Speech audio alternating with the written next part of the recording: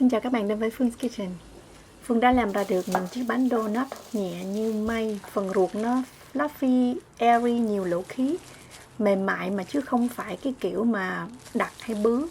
Đồng thời là có độ dai nhẹ nhẹ nha. Trong video này mình chia sẻ một cái kỹ thuật làm bánh tương đối mới, đang được nhiều đầu bếp châu Á áp dụng. Phương pháp này thì thực sự thì chưa phổ biến trên phạm vi quốc tế, nhưng mà nó được xem là một cái hướng phát triển sau cái kỹ năng thang dong hoặc là Yudan. Công thức này hơi nâng cao, không phải là công thức donut thông thường. Các bạn muốn thử sức thì có thể xem video cách mình làm nha. Đây là kỹ thuật gọi là custard roux, thì có thể dịch sang tiếng Việt tạm thời nó là cái phương pháp hồ hóa. Nhưng khác với thang dong và Yudan thì nó có cả chất béo, bơ và trứng nữa. So sánh về kỹ thuật thì các bạn có thể thấy nó rất giống với cái phương pháp mình làm bánh su kem. Có nghĩa là mình sẽ dùng một cái hỗn hợp chất lỏng gồm có nước và sữa. Ở đây Phương dùng 75 g nước và 75 g sữa. Tổng cộng là 150 g chất lỏng. Cho vào 2 g muối và 35 g bơ lạc. Thì nó khác hoàn toàn với những cái cách Yudan hoặc là thang dong trước đó là chỉ dùng nước và bột. Thời điểm đó thì những người phát minh ra phương pháp Yudan và thang dong thì nghĩ rằng nếu mà cho chất béo thì nó sẽ cản trở cái việc hút nước của bột mì. Nhưng mà một cái đầu bếp khác, Phương cũng không rõ là phương pháp này của ai, nhưng mà đã đi ngược lại hết với những cái lý thuyết trước đó. Khi mà hỗn hợp vừa sôi lên, bạn thấy lăn tăn là mình có thể tắt bếp hoặc là để số thấp nhất là số 1. Sau đó mình cho vào đây là 75 g bột mì đa dụng. Khuấy đều đến khi hỗn hợp hút hết chất lỏng. Các bạn cứ xên bột ở trên bếp như vậy, giống như là mình làm bánh su á các bạn, bánh su kem á. Khi này là Phương đã tắt bếp. Hỗn hợp này vừa mới khuấy xong thì nhiệt độ của nó khoảng 60 độ C, vẫn còn rất là nóng. Mình phải đợi cho nó nguội bớt khoảng chừng 40 độ C. Thì các bạn cho tiếp vào đây một cái trứng gà. Trứng mình sẽ đánh tan trước và cho vào hỗn hợp bột, chia ra làm 2 đến 3 đợt. Mình đừng có cho cùng một lúc. Nào mà đã từng làm bánh su kem thì cũng biết là cái cơ chế làm tạo độ nở của bánh su kem, có nghĩa là những cái phân tử nước này được bột ngậm vào và khi gặp nhiệt thì nó sẽ nhả hơi nước, giúp cho bánh phồng và nở, chứ mình không có dùng bột nở hoặc là men trong món bánh su kem. Và cái phương pháp này mình áp dụng vào trong donut. Donut thì lát nữa trong cái phần bột chính á, thì mình sẽ có men khô, và cái đầu bếp này đã kết hợp hai cái cách nở chung với nhau, có nghĩa là cái cách nở dùng men và cái cách nở thoát khí hơi nước. Mình sẽ để cho hỗn hợp này nguội. Bạn có thể cất để qua đêm, hoặc là mình phải nhất định để nó nguội trước khi mình sử dụng nha. Bây giờ là mình vào cái công thức chuẩn bị bột chính. 200 g sữa lạnh nha. Mình trích ra khoảng 30 g để mình cho 7 g men khô vào đây. 425 g bột mì số 13 có độ dai nha các bạn. Tại vì donut này cần có gluten rất là khỏe để tạo nên những cái lỗ khí nó tròn tròn và nó dai dai nhẹ nhẹ các bạn. Và mình sẽ làm cái bước autolyse. Tiếp theo Phương cho 75 g đường. Khi này bột nó còn khá khô, nhưng mà bạn đừng lo, bột của mình sẽ rất là mềm, cho nên từng bước mình cho nguyên liệu các bạn phải tuân thủ theo những gì Phương hướng dẫn nha. Mình đừng có cho tất cả những nguyên liệu cùng một lúc, nó sẽ nhão nhét à. Bây giờ mình cho 2 cái lòng đỏ, không cho liền một lúc. Bạn cho trước một cái, nhồi khoảng chừng 1 phút, sau đó mới cho cái lòng đỏ thứ hai. Bây giờ bột đã hòa quyện hết chất lỏng, đường và trứng. Mình sẽ đậy lại cho bột nghỉ 30 phút. Thời gian nhồi thì chỉ khoảng 3 đến 4 phút thôi. Cái cục bột này nó vẫn còn rất là nhăn nhúm. Không sao hết, mình cứ để cho bột tự tạo độ màng dai.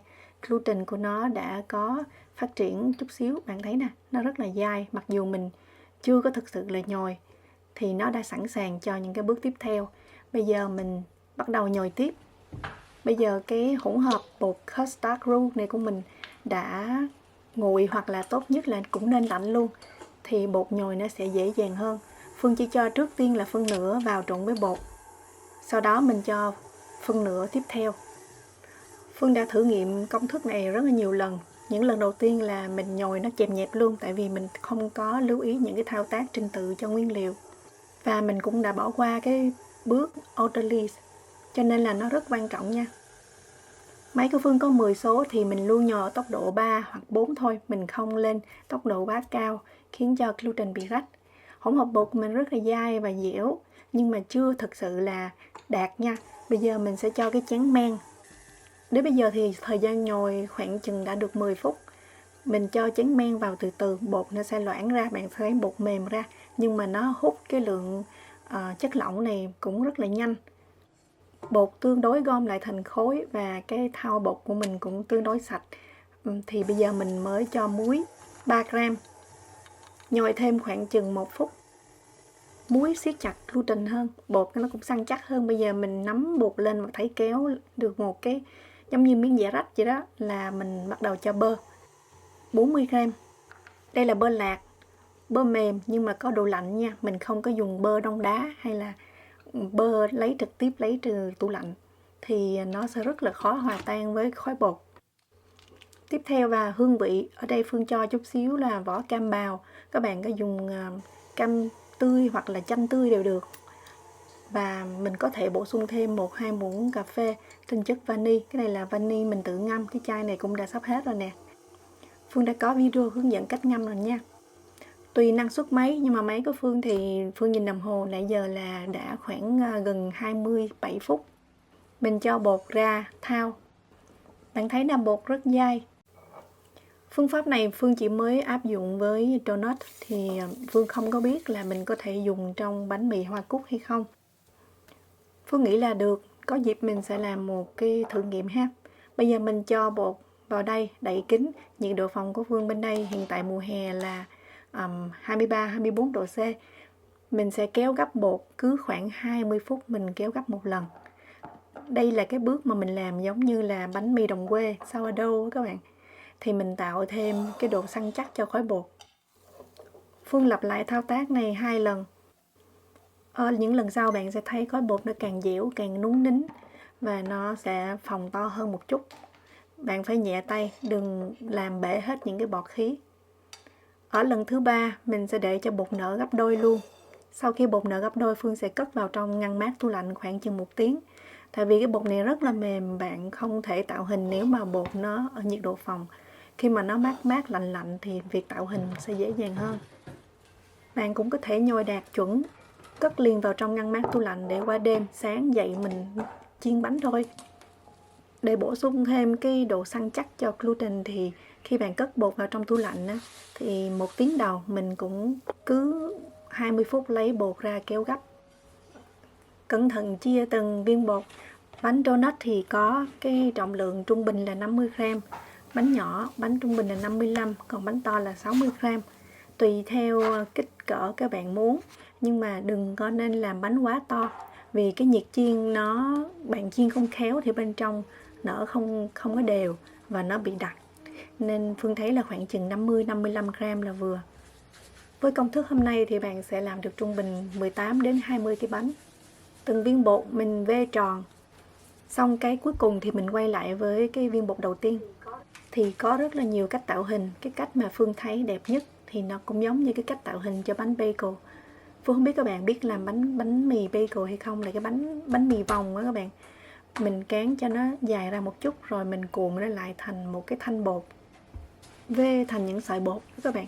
Thì nó cần phải dài hơn một gang tay một chút, nhưng mà ban đầu bạn không có vê dài được đâu, nó sẽ bị rách bột. Mình cứ làm hết 18 cái đi, rồi mình quay lại với cái sợi bột đầu tiên. Khi này bạn có thể vê dài thì nó rất là dễ dàng, tại vì nó đã có thời gian nghỉ ngơi trước đó. Sợi bột này mình vê dài hơn khoảng một gang tay nha. Rồi bây giờ mình cán dẹp một đầu bên kia mình chụp nó vô, túm nó lại thì mình sẽ có cái bánh hình tròn. Trong thao tác làm, nếu mà bị dính, bạn có thể dùng thêm bột khô để làm bột áo chống dính. Thọt ngón tay vào giữa, mình lắc cho cái vòng tròn nó hơi giãn ra một chút, tại vì trong thời gian ủ nó sẽ co lại. Và nếu mà cái donut nó không còn cái vòng tròn bên trong, nó bị mất cái rúng thì sẽ không có đẹp. Nếu bạn sợ bánh dính xuống cái mâm thì mình có thể lót từng chiếc bánh dưới một cái lớp giấy nướng bánh, giấy nến nha. Còn một cách tạo hình nữa thì Phương thấy cũng là một cách rất là đẹp, là mình cán cho nó dẹp, sau đó bạn có dùng cái khuôn này nè, mình lấy cái phần lõi nó ra. Thì nhược điểm là bạn sẽ có những cái miếng bột dư nhỏ nhỏ, tất nhiên mình cũng có thể chiên ăn được luôn, nhưng mà nó cũng mất đi một phần trọng lượng nếu các bạn kinh doanh. Còn một cách tạo hình thứ ba mình khuyên các bạn không nên làm, có nghĩa là chỉ thọt ngón tay vào mà mình lắc giãn cái bột ra thành hình tròn thôi. Nhưng mà cái cách này khi ủ và chiên nó sẽ mất cái rúng luôn, thì cách này hoàn toàn không nên làm nha. Sau khi tạo hình hết thì mình đậy kín, bột phải được nghỉ khoảng 1 tiếng. Nở sau tạo hình thì cái công đoạn này bạn nên ủ mát, không nhất thiết phải cất vào tủ lạnh, nhưng mà mát có nghĩa là khoảng 20 độ, 22 độ, đừng nên để gần bếp nóng. Nếu mà mình ủ nóng, bột nở quá nhanh thì có những cái bong bóng khí khi các bạn chiên nó sẽ phồng lên. Tất nhiên mình nên chiên ngập dầu, nhiệt độ dầu khoảng 160 độ mình cho bánh vào, thì cả quá trình chiên mình phải giữ nhiệt độ khoảng 145-150 độ C. Đừng nên đợi vàng rồi mới trở bánh, mình cứ trở liên tục 30 giây trở một lần để cho bánh nở đều hai mặt luôn. Thời gian chiên thì trung bình khoảng 3 phút là xong một mẻ. Món bánh này thì mình thấy bạn rất là dễ mắc cái sai lầm là mình ủ lố cái công đoạn 2.